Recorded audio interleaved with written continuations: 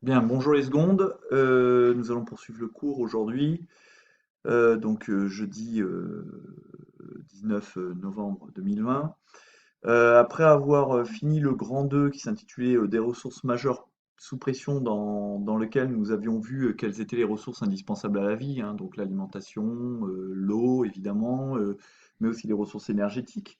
De voir ensuite dans un grand B que ces ressources étaient inégalement réparties et inégalement accessibles, ce qui entraînait notamment d'importants flux, notamment dans le domaine des matières premières.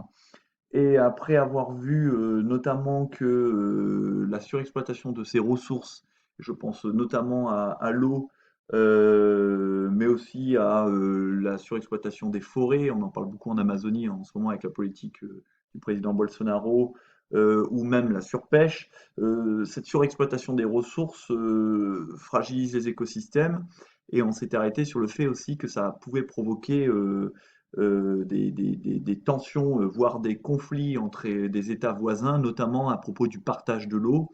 Je m'étais arrêté là-dessus en vous expliquant notamment que des problèmes se posaient lorsqu'un cours d'eau, notamment des fleuves, parcourait plusieurs pays. Vous savez qu'un fleuve naît d'un ruisseau qui part d'une montagne, et ce qu'on appelle l'amont, et que tout fleuve finit par jeter dans une mer ou dans un océan, ce qu'on appelle l'aval.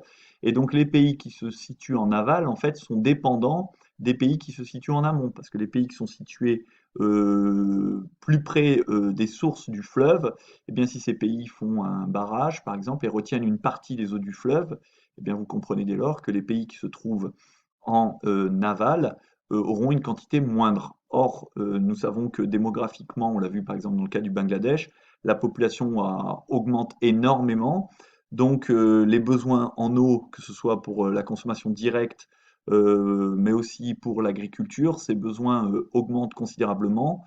Or, tout pays qui se voit restreindre sa consommation d'eau par un pays voisin, forcément va se trouver en tension avec ce pays voisin parce qu'il ne va pas accepter bien qu'on lui restreigne la ressource. Donc il y a de multiples cas dans le monde, hein. Je vous avais cité le Colorado entre le Mexique et les États-Unis. Vous avez le cas du Nil qui contribue à 90% de la consommation d'eau en Égypte, mais qui, avant d'arriver en Égypte, eh bien, parcourt l'Éthiopie, le Soudan. Si ces pays tentent de faire des barrages sur le Nil, vous imaginez bien que le gouvernement égyptien réagit. De même, avec l'Euphrate, par exemple, qui coule d'abord en Turquie, puis ensuite en Irak, en Syrie. Et lorsque les Turcs avaient construit le célèbre barrage Atatürk, eh bien, ça avait provoqué des tensions avec les pays voisins. Donc bref, cette surexploitation des ressources pose problème et amène de très nombreux spécialistes environnementaux, politiques, des géographes, des climatologues, à dire qu'il faut que l'on aille vers ce qu'on appelle une transition écologique. Alors donc nous allons noter en grand C vers la transition écologique. Alors le mot transition, c'est un terme que vous avez déjà étudié dans le programme de géographie, puisque précédemment je vous avais parlé de la transition démographique. Donc une transition, c'est le passage d'un état à un autre passage. Donc ce qu'on appelle la transition écologique, c'est tout simplement l'évolution vers un nouveau modèle économique et social qui repose sur la transformation des modes de production et de consommation afin de répondre aux grands défis environnementaux. En fait, pour résumer, c'est passer d'un modèle où on consommait l'environnement et notamment l'énergie sans se poser de questions, en imaginant que c'était infini, alors qu'on est bien conscient aujourd'hui que les ressources, elles sont finies, hein, elles ne sont pas inépuisables sur Terre. Donc, il faut prendre en compte le fait que ces ressources, pour la plupart, ne sont pas inépuisables. Je parle notamment, par exemple, dans le domaine de l'énergie, des énergies fossiles. Donc, comment ce modèle doit-il évoluer pour que l'on puisse continuer notre développement, qu'on puisse continuer à consommer de l'énergie, de l'alimentation, de l'eau, sans finalement altérer les capacités qu'auront nos successeurs, les sociétés futures dans l'avenir, à pouvoir elles aussi en consommer. Donc il faut qu'on arrive à une transition écologique, c'est-à-dire à changer en quelque sorte notre façon de consommer l'environnement, pour aller vers une société plus respectueuse de celui-ci et surtout beaucoup plus durable. Alors, protéger l'environnement et le préserver surtout, c'est aussi indirectement nous protéger nous, puisqu'on sait très bien que si on a un environnement totalement dégradé, eh bien nos sociétés seront également dégradées. Donc, on est dans la notion de ce qu'on appelle le développement durable, hein, et ce développement durable, c'est une notion qui est relativement récente, puisqu'elle date de la fin des années 80, hein, pour être exact. Notamment, on a commencé à parler du développement durable lors du rapport Brundtland du nom d'une rapporteuse norvégienne de l'ONU, qui, lors d'un rapport en 1987, avait évoqué cette notion de développement durable. Donc le développement durable, c'est un développement, comme son nom l'indique, qui doit durer, à la différence du développement traditionnel qu'on parle, le développement économique, qui est de consommer les ressources environnementales sans se poser de questions sur ce qu'il en sera pour l'avenir. Donc un développement plus durable, c'est un développement qui prend en compte les trois piliers de ce qu'on appelle le développement durable, c'est-à-dire le développement économique, il est toujours présent, mais tout en tenant compte du développement, du critère social, du pilier social, c'est-à-dire que les sociétés doivent profiter de ce développement et pas en être victimes, et également on doit prendre conscience du pilier environnemental, donc le développement ne doit pas se faire en dégradant l'environnement et en étant en quelque sorte irréversible pour l'environnement. Donc c'est une réflexion récente, donc le rapport de Brundtland, et cette notion de développement durable, on a commencé surtout à en parler en 1992 lors du sommet de la Terre qui avait lieu à Rio, où des traités prenant en compte le développement durable avaient commencé à être signés par de très nombreux pays. Donc, de plus en plus, la réflexion sur les modes de développement devient une réflexion mondiale parce qu'on est tous sur la même planète. C'est ce que je vous expliquais quand on parlait de l'Arctique. Quand la banquise fond en Arctique, ce n'est pas la faute des Inuits qui vivent en Arctique, c'est la faute des Français, c'est la faute des Américains, c'est la faute des Chinois. Nous sommes sur la même planète et les conséquences environnementales qui sont ressenties sur la planète le sont pas forcément par ceux qui produisent les déchets. Donc il est nécessaire d'avoir une réflexion en fait collective. On ne peut pas penser juste individuellement. Donc pour favoriser cette réflexion mondiale sur les modes de développement, eh bien, il y a régulièrement des sommets internationaux qui sont organisés pour tenter de prendre des décisions à l'échelle mondiale. Alors le plus célèbre exemple qui me vient à l'idée, c'est la COP 21 qui a eu lieu à Paris en 2015 sur le changement climatique, où la plupart des pays qui y étaient présents s'engagent à réduire leurs émissions de gaz à effet de serre. Mais vous le savez, le gouvernement de Donald Trump avait refusé, du moins demandé à ce que les États-Unis sortent de ces accords.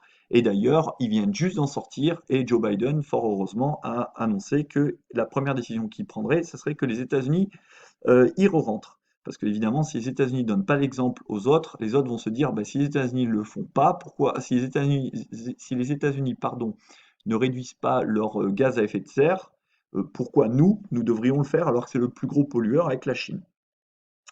Donc, la question qui se pose, c'est comment mettre en œuvre la transition écologique.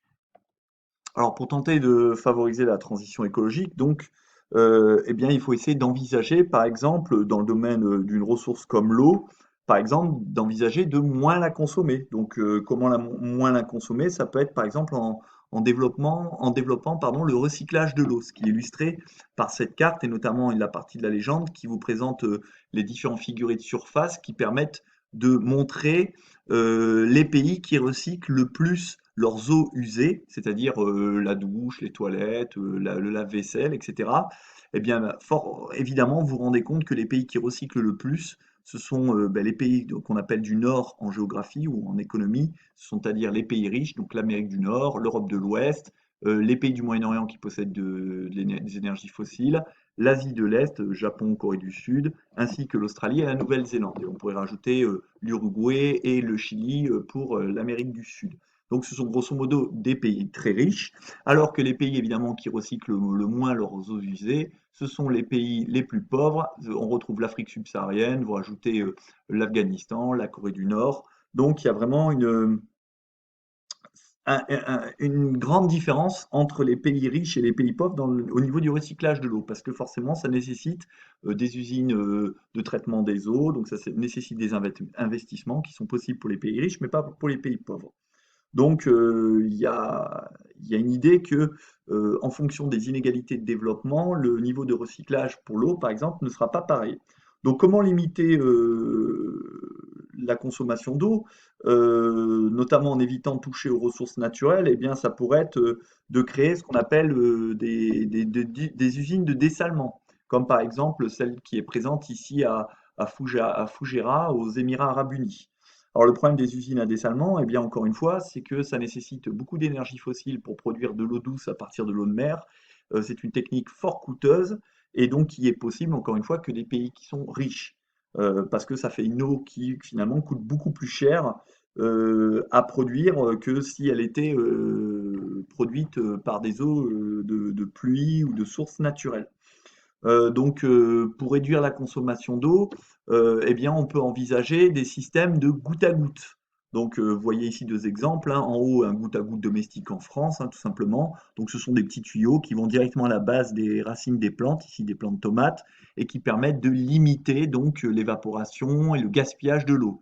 Alors, le goutte à goutte est énormément pratiqué, notamment dans des pays qui sont dans des zones arides ou semi-arides, comme l'Israël, par exemple, qui peut pratiquer l'agriculture en plein désert grâce au goutte à goutte. Le souci du goutte à goutte, vous le devinez, c'est que toutes ces infrastructures, tous ces tuyaux, etc., outre le fait qu'ils sont polluants, évidemment, ont un coût. C'est un investissement qui est extrêmement cher et que ne peuvent se permettre la plupart des pays sous-développés ou ce qu'on appelle les pays les moins avancés. Autre moyen qui peut être envisagé pour limiter la consommation d'eau, ça serait par exemple d'augmenter le coût de l'eau, tout simplement. Parce que l'eau, normalement, est gratuite. Quand vos parents payent une facture d'eau en France, ils payent ce qu'on appelle l'approvisionnement en eau, c'est-à-dire le fait qu'il y ait des compagnies qui vont aller chercher l'eau, qui vont vous la transporter, qui vont vous la livrer chez vous. C'est ça que vos parents payent. Mais l'eau en soi, elle est gratuite. C'est une ressource gratuite, donc la faire payer pourrait peut-être faire prendre conscience aux gens que l'eau, finalement, ça a un coût, et donc il faut l'économiser. Mais le problème, c'est que qui va être les plus pénalisés? Encore une fois, ça va être les pauvres. Or, vous savez tous que c'est une ressource aussi indispensable aux riches qu'aux pauvres, donc ça pose des questions sociétales. Alors, hormis l'eau, on pourrait par exemple penser à aller vers une transition également dans le domaine des énergies. Donc, essayer de passer des énergies fossiles, donc les énergies qui ont une durée de vie limitée parce qu'elles sont présentes depuis des millions d'années, mais qu'elles mettent aussi des millions d'années à se renouveler. Donc, on considère que ces énergies ne sont pas renouvelables et on pourrait passer à donc des énergies renouvelables, donc des énergies qui sont considérées comme infinies et qui sont présentes dans la nature. Ces énergies, vous les retrouvez sur le diaporama, hein, ça peut être par exemple l'énergie solaire, hein, qui peut être utilisée par le biais de centrales solaires, comme celle-ci au Maroc, dans le Sahara, près de Ouarzazate, ou celle-ci au Rwanda. Bon, alors attention, on parle d'énergie renouvelable parce que le soleil est une source d'énergie inépuisable. Par contre, tous les matériaux des panneaux solaires, eux, ne sont pas renouvelables et au bout de 10, 15, 20 ans, les panneaux solaires, ils tombent en panne, on ne sait plus trop quoi en faire et on ne sait pas pour l'instant les recycler. Donc faites attention aussi à la notion d'énergie renouvelable. Tout n'est pas renouvelable dans l'énergie. Alors, autre énergie renouvelable, évidemment, le vent, donc l'énergie éolienne. Donc des éoliennes qui peuvent se trouver à terre ou en mer. Produire de l'électricité grâce à la force éolienne, ça existe depuis très longtemps, hein. Vous connaissez les moulins qui étaient utilisés au Moyen Âge pour, par exemple, moudre la farine. On a toujours utilisé la force du vent. Encore une fois, que faire des éoliennes après? C'est une autre question. Autre source d'énergie renouvelable, ce qu'on appelle l'énergie hydraulique, donc l'énergie qui est fournie par l'eau. Alors ça peut être de l'eau douce, comme ici un barrage en France, ou ici le fabuleux barrage des Trois Gorges qui a été construit en Chine sur le Yangtze-Kiang, donc ça produit de l'énergie électrique en faisant tourner des turbines. Alors ça peut aussi être de l'énergie hydraulique fournie par la force des marées. Donc ici, vous avez le cas unique d'une usine marémotrice dans l'estuaire de la Rance. Donc la Rance, c'est un fleuve, hein, puisque c'est un cours d'eau qui se jette dans la mer, juste à côté de Saint-Malo, donc en Bretagne, dans les côtes d'Armor.